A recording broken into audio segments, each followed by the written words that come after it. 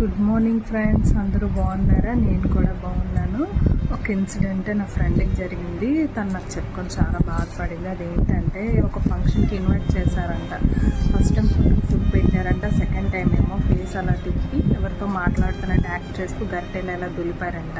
ఎందుకండి అలా పిలిచి ఒకరిని బాధపెట్టడం? ఇప్పుడు వండుకునే ఫుడ్ మనం ఈవినింగ్కి నైట్కి దాచుకోవాలనుకుంటే వాళ్ళని పిలవకపోవడమే మంచిది.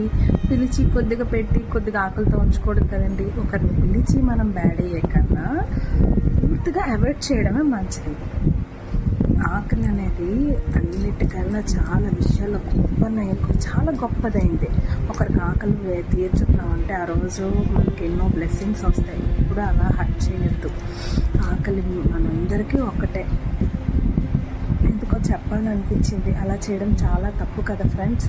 మీకు కనుక నా టాపిక్ కరెక్ట్ అయితే కరెక్ట్ అని చెప్పండి.